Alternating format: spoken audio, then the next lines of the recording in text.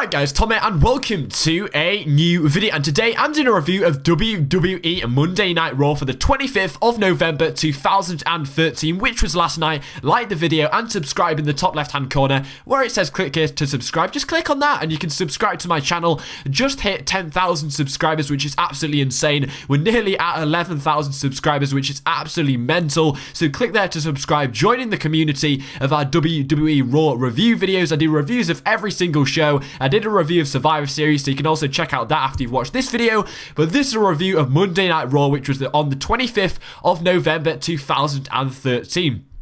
And this was basically the falling out show of WWE Survivor Series 2013, which was on Sunday night. So I was actually looking forward to this Monday Night Raw. I think WWE always do really good falling out shows after pay-per-views. They usually have really good shows, or they're really bad. I mean, sometimes they have amazing Monday Night Raws. I think the night after WrestleMania was obviously very good. The night after Royal Rumble was very good. The night after SummerSlam was very good.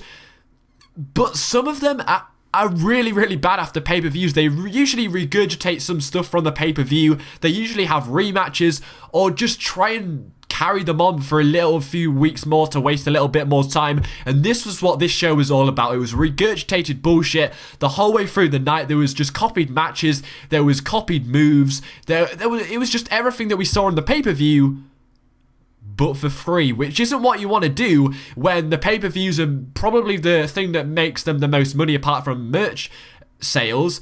And you're not really advertising it very well if fans are just going to see that they're going to get exactly what they got on the pay-per-view the night after for free. But we kicked off Monday Night Raw for the 25th of November 2013 with Randy Orton coming out to the New York crowd. And he pretty much cut a promo about how saying he's the best and he doesn't think anybody can beat him for the WWE Championship. Now, obviously, this is what's been done over and over again by any champion in the WWE, but I actually thought this promo was pretty good by Randy Orton. A lot of times people yawn at Randy Orton's promos. They're usually quite stale, they're usually quite boring, they're usually something that we've heard before by somebody. But yes, this was a topic that's been taught by nearly every champion in the WWE's history, but I thought it had a lot of energy behind it. I thought it was actually very good. It was definitely the Viper Randy Orton speaking here. It was definitely not the Randy Orton of boring 2011 to 2013. I really liked this promo. I thought it was very good. I thought it was very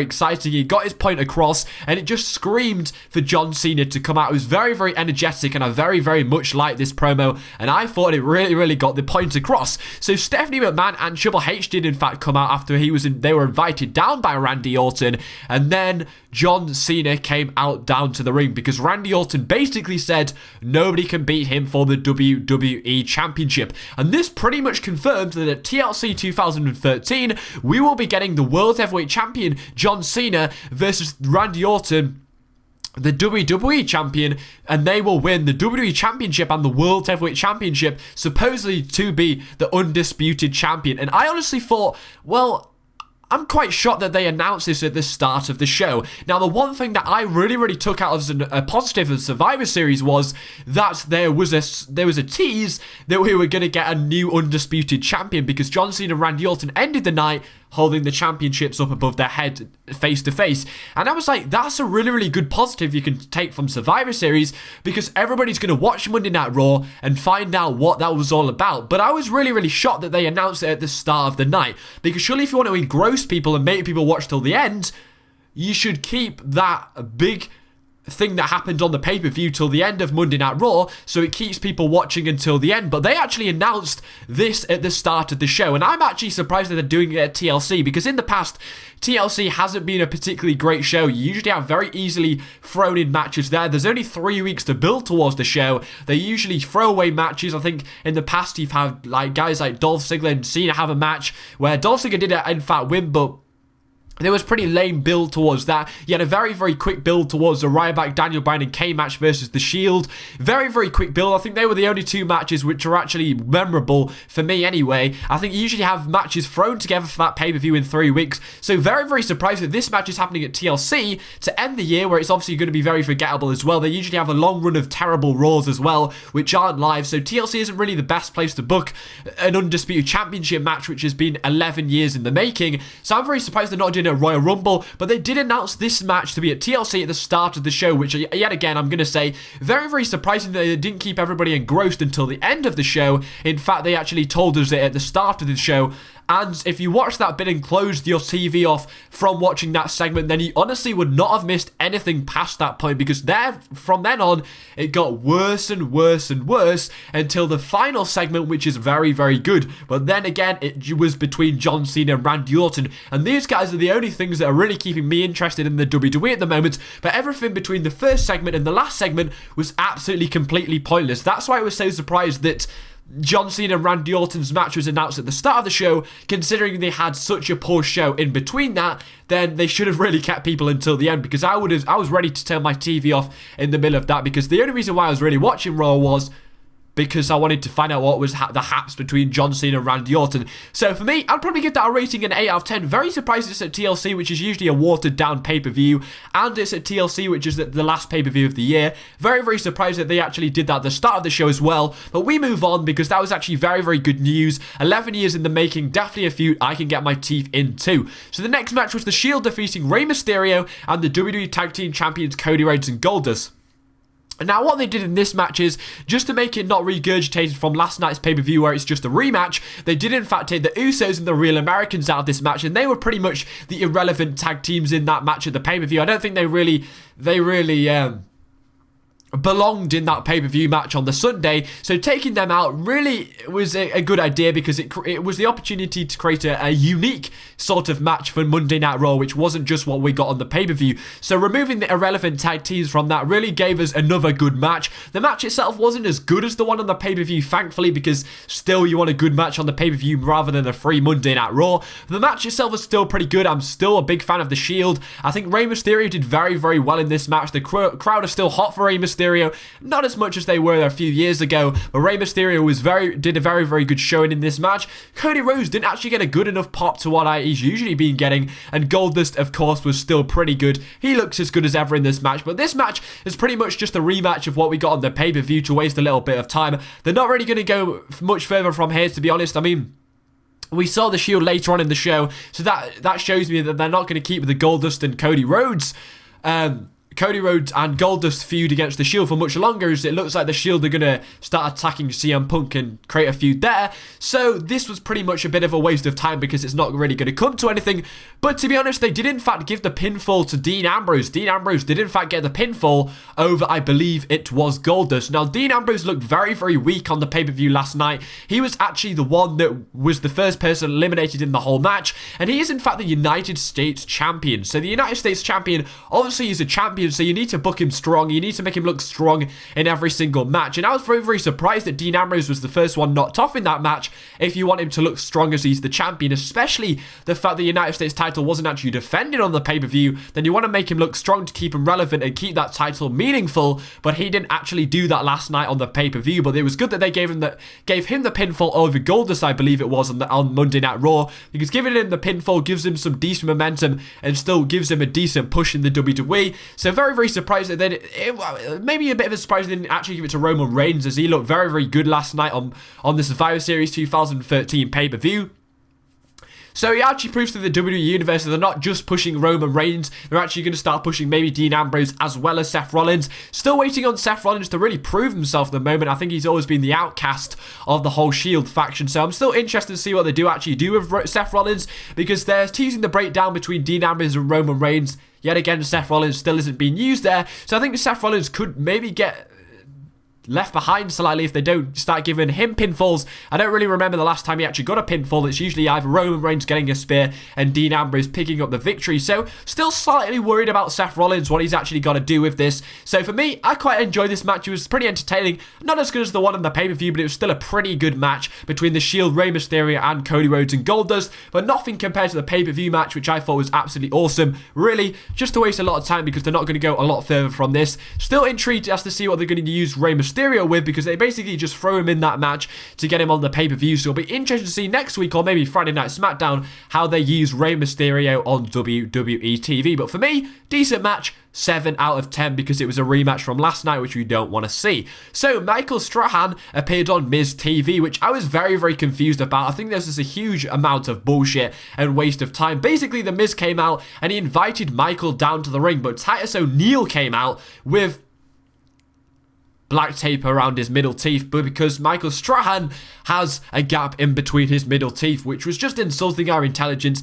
Not funny whatsoever. I'm not, whatever he is, he's an NFL player, so I'm not really interested in this. I think only the people around New York would have found the meaning towards this, so it kind of not really a huge target audience to this big chunk. This has took up quite a lot of time. It was like a 10-minute segment for something that didn't really mean a lot to a lot of people. I mean, there's only a small amount of NFL fans outside the US, and there's also only a few New York fans, so it really cut the target audience a lot. But honestly, this promo didn't really prove a lot whatsoever. It basically just was an opportunity to get Michael Strahan out to the ring. It really didn't mean anything whatsoever. I think, honestly, Miz, one of his main pros is his promo quality. So if you want to cement his heel turn, which he did in fact make on the Survivor Series 2013 pay-per-view and Monday Night Raw last week, then him having himself on the mic is a good idea, because that's one of his ways where he shines in the WWE on his promos. So it was a good opportunity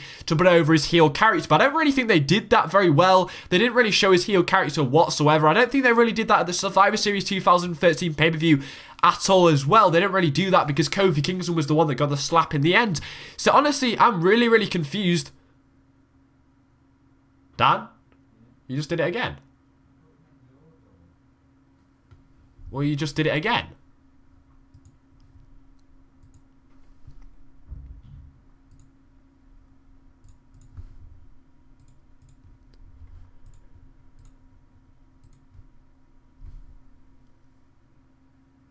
What they're actually doing with with The Miz. I mean, he's supposed to be turning heel, but he showed no heel characteristics whatsoever. He was making friends with Titus O'Neil. They were having a bit of a joke in the ring. So I was a bit mixed. I was really confused if Titus O'Neil was heel. What did Titus O'Neil have any... He had no relation to Michael Strahan whatsoever, except the fact that he was black and he kind of looked like him. It was all a bit of a mixed confusion, waste of time. Really, they just wanted to get him on the show and out in the ring. So for me, 4 out of 10, meaningless whatsoever. Really didn't do anything for the actual WWE superstars. It was more to get him into the ring and really get a nice reaction from the New York crowd, but really didn't achieve a lot whatsoever. So the next bit was the Intercontinental Champion Biggie Langston and Mark Henry defeating Ryback and Curtis Axel. Now this match was okay. It wasn't anything decent. It wasn't anything memorable. Something that you're pretty much just going to throw away after maybe 10 minutes after watching it, because I honestly don't remember anything about this whatsoever. Completely pointless match. I don't think Curtis Axel getting defeated here means that he's pretty much gone from the Intercontinental Championship picture. I think they don't really need to give Curtis Axel another loss to prove that he's not in the Intercontinental Championship picture. I think everybody's pretty much certain that ever since he got defeated at Survivor Series and Monday Night Raw last week, that he's pretty much out of that picture.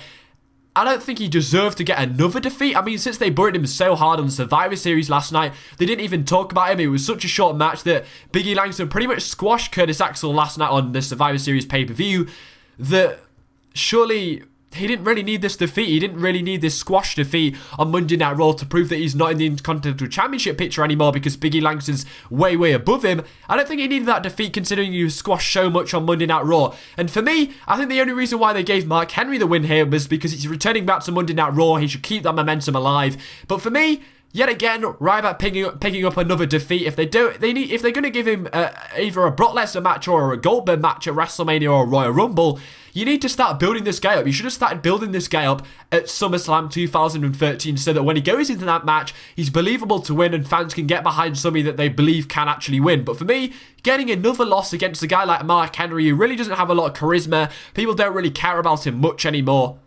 Ryback, I actually feel sorry for you. So for me, 3 out of 10 for that. The match wasn't great whatsoever. I think it was good to give Biggie Langston and Mark Henry the win, keep the momentum alive.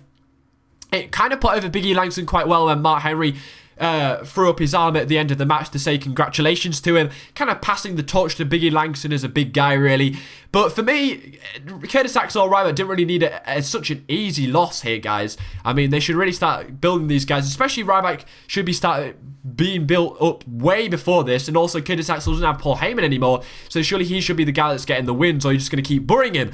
So that was pretty much just two other more rematches from the last night's Survivor Series pay-per-view. Another rematch was Total Divas against the team True Divas on a 7-on-7 Survivor Series traditional elimination tag team match.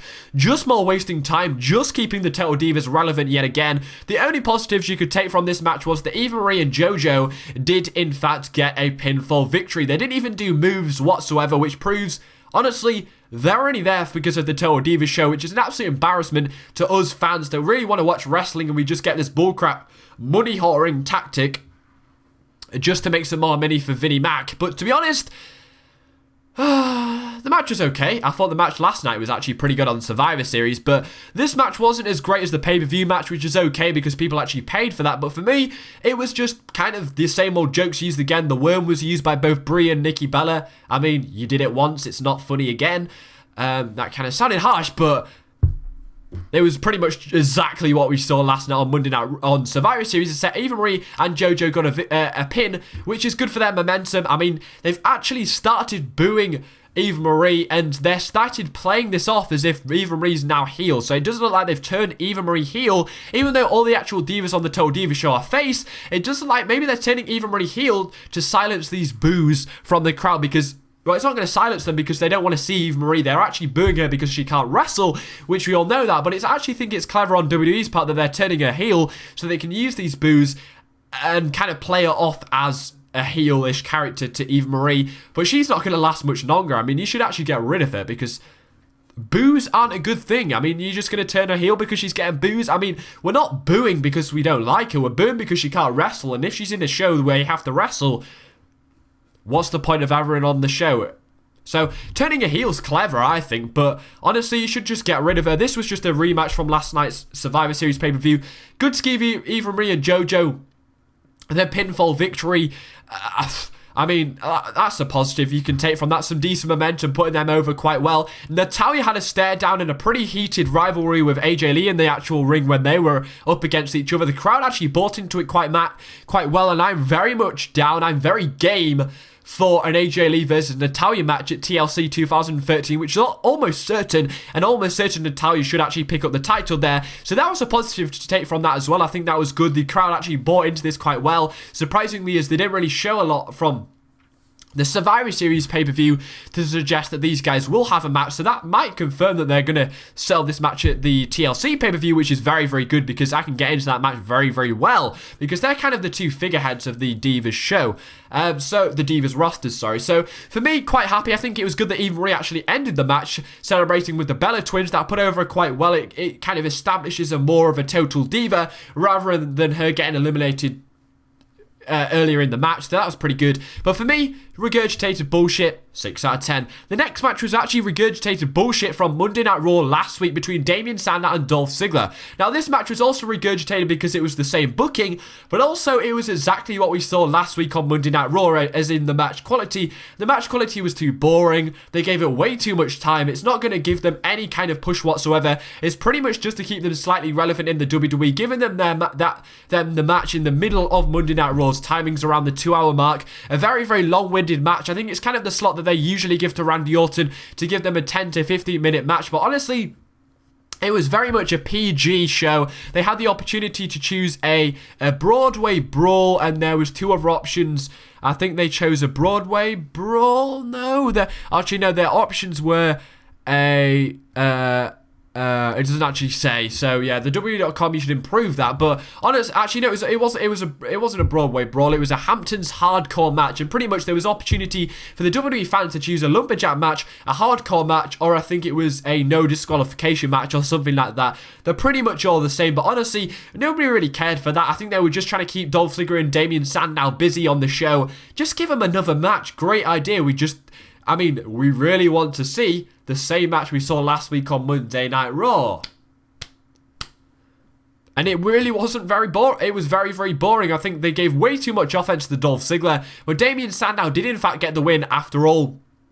And honestly, they should really think about setting a good feud for these guys up. I mean, they're not doing anything at the moment, so it just proves even more that the crowd are absolutely dead for whatever they're trying to do with Dolph Ziggler and Damien Sandow. Try and build these guys up. I mean, you can't build them up. These are the two guys I honestly think need building up. And honestly, if you're going to put them up against each other, then you can't do that. So for me, they just need to bang this on the head and go elsewhere, because they've got great talents and they can do something, but a regurgitated bullshit from last week's Monday Night Raw is not great, especially when the match is boring and went on for far too long. So for me, 5 out of 10. CM Punk and Daniel Bryan did in fact defeat the Wyatt family via disqualification. Some more regurgitated bullshit, apart from the fact that this match didn't have any decent spots whatsoever. It was still entertaining in retrospect, but there was a lot more very, very interesting and good spots. There was a sit-out powerbomb on the Survivor Series pay-per-view. There's some very, very other good spots. There was some good body slams and stuff like that. But honestly, there wasn't really anything good here. It was just a typical Monday Night Raw match,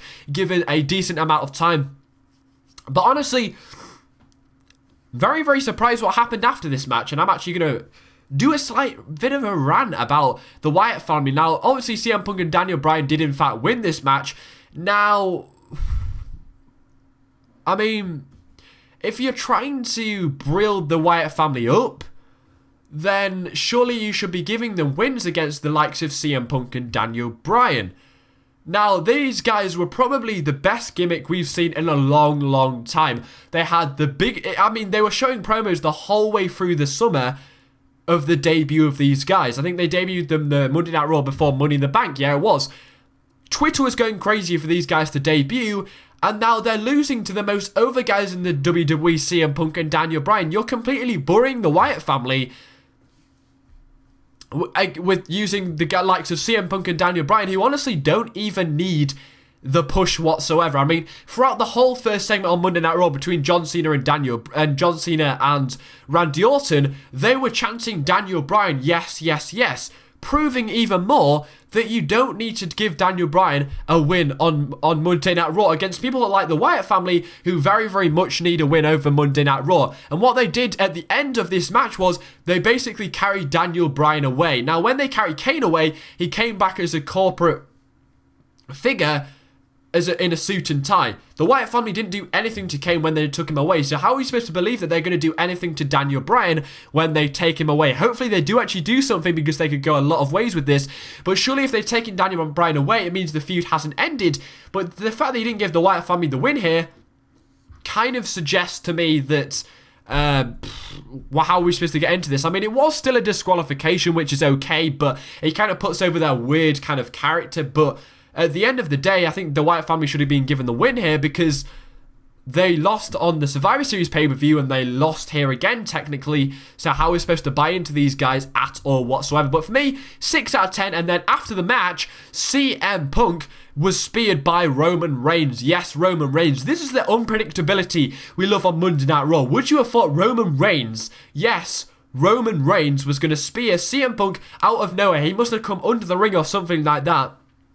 I guess he probably came out under the ring. He kind of hid under there when maybe the Wyatt family came out or something like that. But honestly, who the hell thought Roman Reigns was going to spear CM Punk? This is the unpredictability we like. I think this is one of the only things I liked on Monday Night Raw. Roman freaking Reigns with another deadly spear. He speared 4 people on the Survivor Series pay-per-view, and yet again, he went and speared somebody else. Absolutely freaking insane. It looks like they might be setting up a match between maybe Roman Reigns and CM Punk, or Daniel Bryan and CM Punk with another partner against The Shield, or Seth Rollins and Roman Reigns against the CM Punk and Daniel Bryan, which is probably more likely, which will lead to a Wyatt family and Shield feud, possibly down the line at Royal Rumble or WrestleMania 30, because it's definitely one of them worthy matches.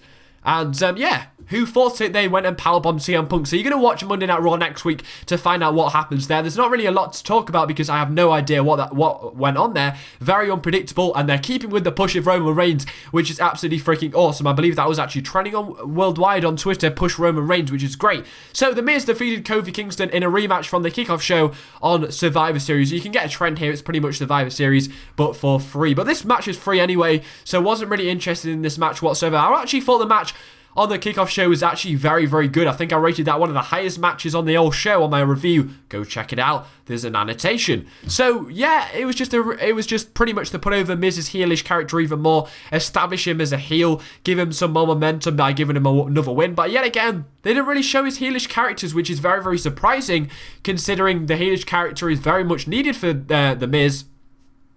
And they're still not really going with it. It's kind of strange that they haven't started doing it yet. Maybe they're trying to go down the route of not shoving it down your face, because I know a lot of people were complaining at The Miz when he was heel that he was very, very annoying. Now, heels are supposed to be annoying and supposed to get heat from the crowd, but when it's so annoying that you don't want to see him on TV, then that's the point that you cross the line and it's not really working out because people are switching off their TV because The Miz is just...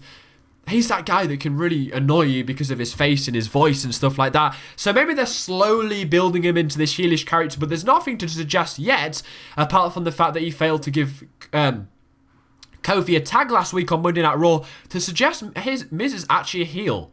Just think about that. But anyway, Xavier Woods defeated Heath Slater. He's actually one half of 3MB, we all know this. And Xavier Woods came out to the Funkadactyls theme music. So you debut Xavier Woods, he looks a decent talent, he has a nice finisher, he has a good look to him.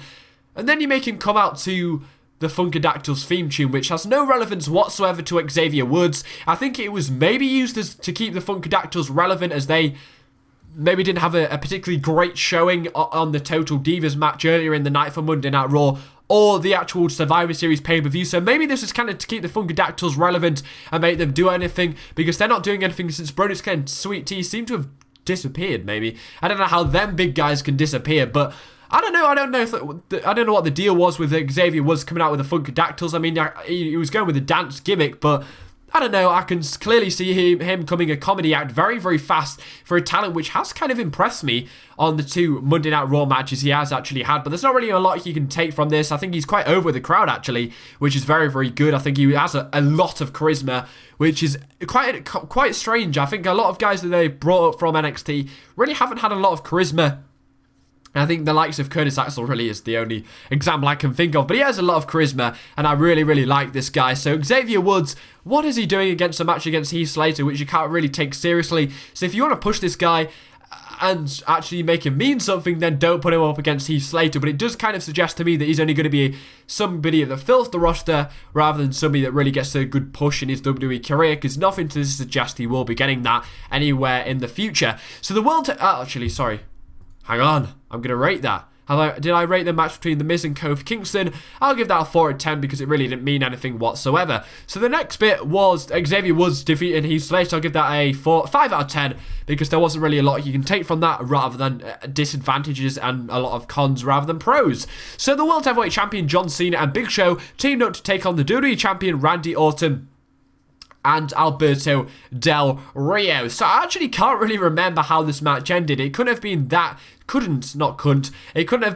interesting for me to remember what this match was. But really, the only reason why they did this match was to pretty much bury Alberto Del Rio. I think they really want to get him away from the world title picture, but they don't really know how, because I think he's a guy that needs a world title or a title to keep him relevant because he's so goddamn boring without a championship.